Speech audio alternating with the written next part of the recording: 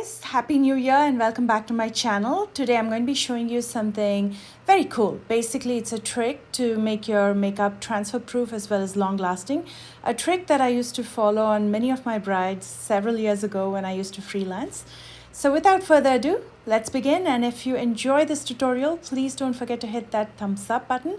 And if you're new here, please consider subscribing. I post new videos every Tuesdays, Thursdays and Sundays.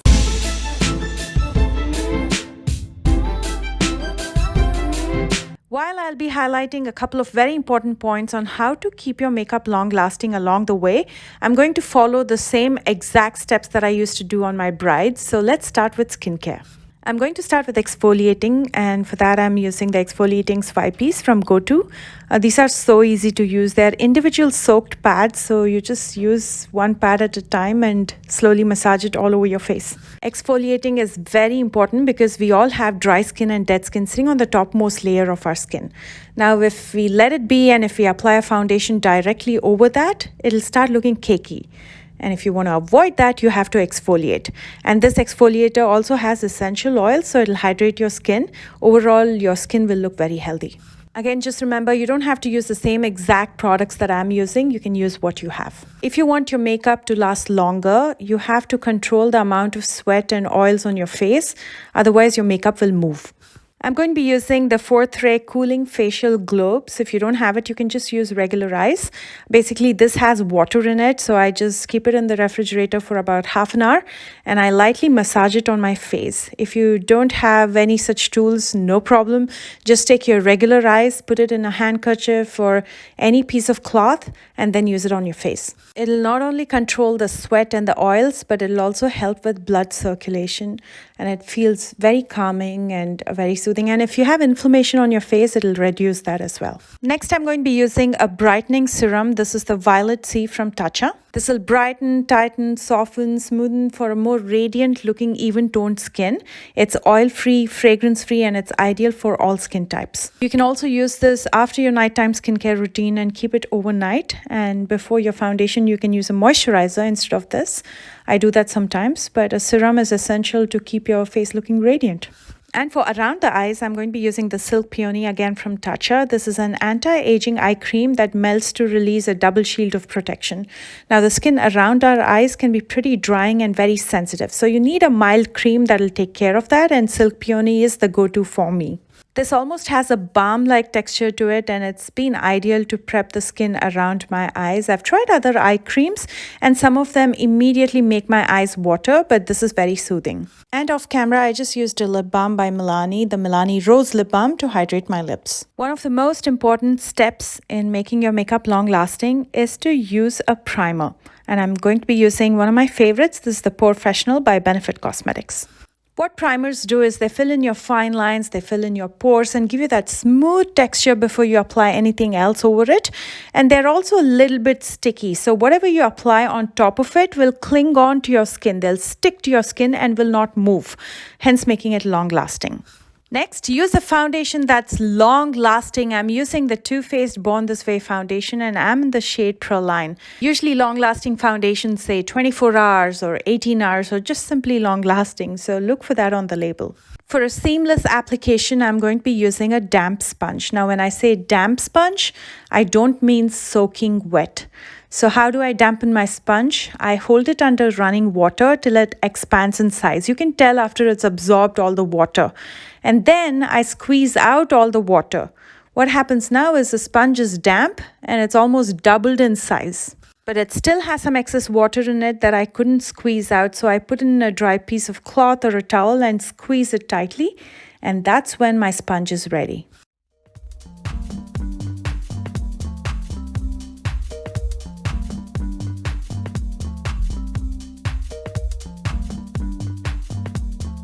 To cream contour and add some dimension, I'm going to be using the Makeup Forever Concealer. This is a deeper shade in chocolate, and I'm going to blend it out with a flat top kabuki brush.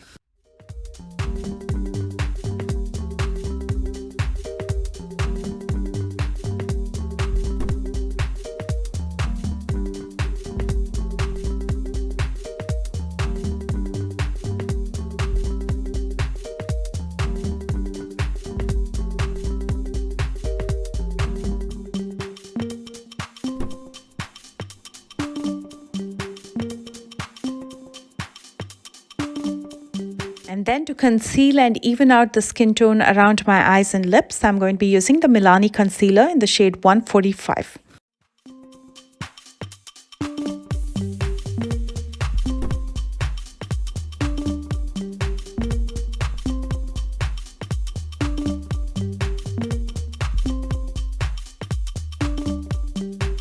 The next step is one of the key factors in making your makeup long lasting. So it's a very important step. I'm taking a loose powder here. This is from Airspun.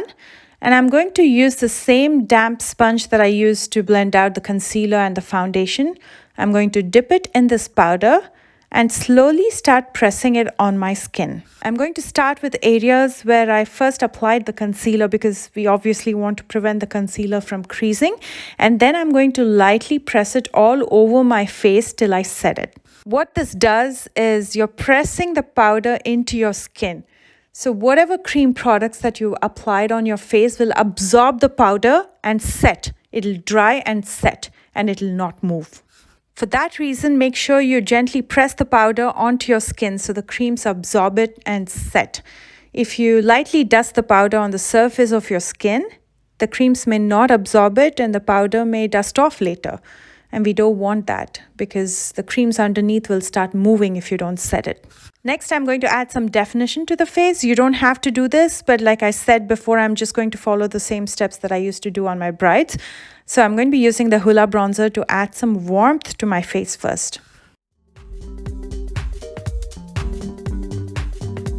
And then using the Folklore blush, I'm going to add a hue of rosiness to the topmost points of my cheeks.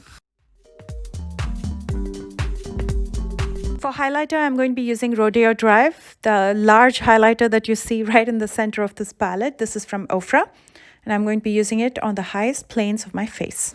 Again, this is just to add some dimension. It's optional. You can skip these steps. And then after you're done applying all your base makeup, everything that you wanted to apply on your face except for your lips and your eyes, you have to blot your face. I'm going to be using these blotting sheets from Tatcha. If you don't have blotting paper, you can simply use that wax paper that you use for baking, or you can also use tissue paper or even toilet paper. Sometimes I even use that. All you have to do is gently press it against your skin, and that is going to absorb and suck up all the excess makeup that is sitting on the topmost layer of your skin. I usually use just 1 or 2 sheets and I fold it and I use all sides so I don't waste the sheets. That's the excess makeup that starts making you look powdery, and that'll also move, and we don't want that, so we'll take that off.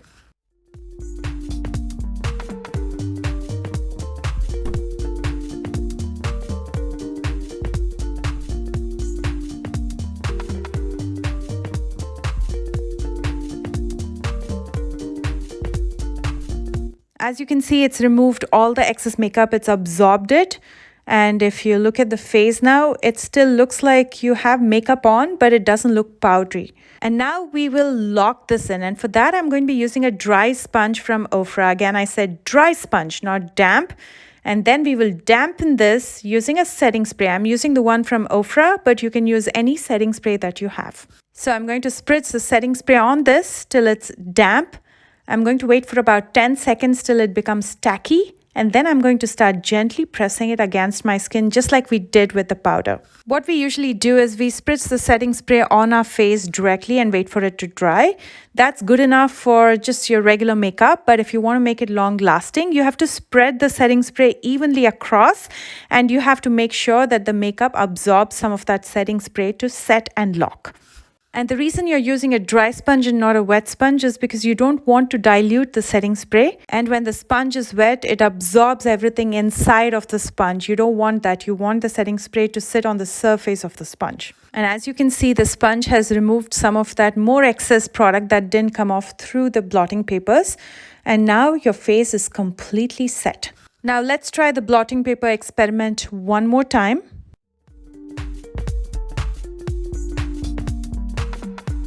And as you can see, it's barely removed any makeup. It's mostly the wet setting spray that was sitting on the surface.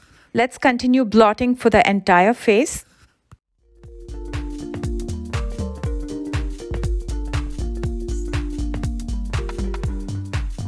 And as you can see, it's mostly the wet setting spray that was sitting on the surface. You cannot see any brown foundation or anything over it. And let's compare it to the previous blotting paper, and you can clearly see a difference. I'm going to apply some lipstick and mascara and be right back. In case you're wondering, the lipstick that I'm wearing is the Ofra Cosmetics Liquid Lip in Smooth. And here's the finished makeup look. As you can see, it still looks flawless, but it's going nowhere because we've sealed it to the max. That's it from me, you guys. I hope you enjoyed this video, and let me know if you want to watch more videos like these by commenting below. And do check out the description box for all the product information, and you'll also find my social media links there if you want to check out more pictures and interact with me a little bit more. I love you guys so much, and I will see you soon with a brand new one. Bye guys.